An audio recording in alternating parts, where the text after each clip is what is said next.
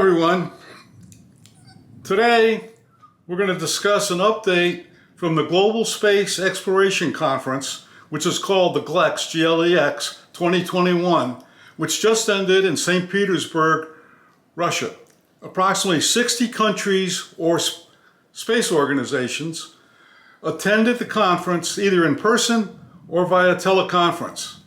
China and Russia unveiled a roadmap for the International Lunar Research Station, referred to as ILRS, at the conference. This video was going to update you on the China-Russia ILRS project and NASA's Artemis program. Welcome to Reaching for the Moon, hosted by me, Ed Grace. Today we've got some very exciting news to discuss about the China-Russia Moonbase and Space Station. Russia and China unveiled a roadmap for a joint International Lunar Research Station at the Global Space Exploration Conference in St. Petersburg recently. The ILRS is planned to be developed concurrently but separate to the United States Artemis lunar exploration program. Although there were no official announcements of countries or organizations that were joining the ILRS program at the GLEX 2021 conference in St. Petersburg, China and Russia stated that they had received lots of interest from third parties, including the European Space Agency and the CNES of France. CNES is the National Center for Space Studies, the French government space agency. Thailand, Saudi Arabia, and United Arab Emirates were stated as countries that have also expressed interest in the ILRS project, although no outside country or organization, to our knowledge, has officially applied to China and Russia to join.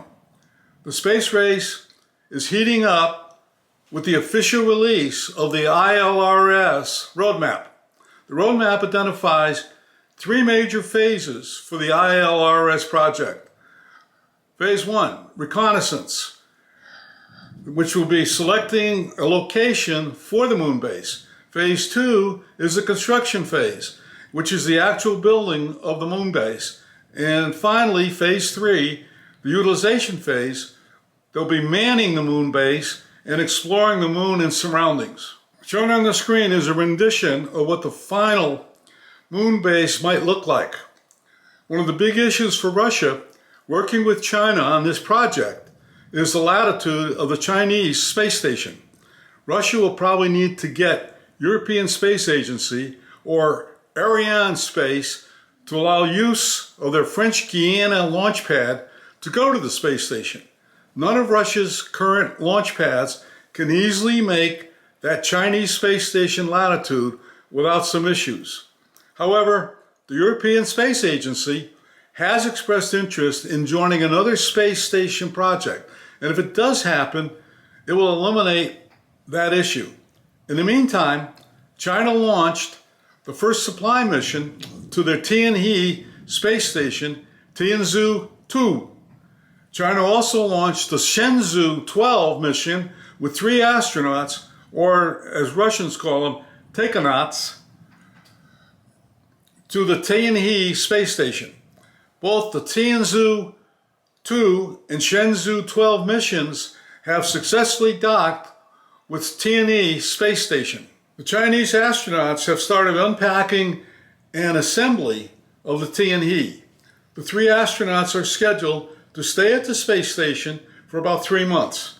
A new supply ship and crew are scheduled as the next missions to the Tianhe Space Station at the end of their 3-month stay.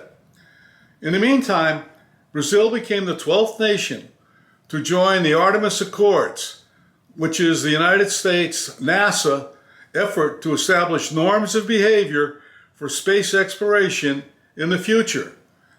Time is also approaching for the Government Accountability Office to render its decision on the Human Landing System contract award to SpaceX protest by both Blue Origin and Dynetics. There's been some low-level congressional discussions to fund NASA to allow for 2 contractors on the HLS award. The GAO decision is due by early August. If the protest is upheld, that will probably cause a significant delay in the Artemis program. Sentiment seems to be that a second HLS contract will be funded and awarded. That brings us up to date on the status of Artemis and China-Russia ILRS and the space station projects. I'm sure there's going to be some additional announcements coming from NASA, China, and Russia in the near future that are going to be newsworthy, and we'll report on them. In the meantime, I hope you liked today's update. If you did enjoy the video, give us a like, hit the subscribe and notification buttons to be notified every time Reaching for the Moon posts a new video. Thank you for watching, and remember always,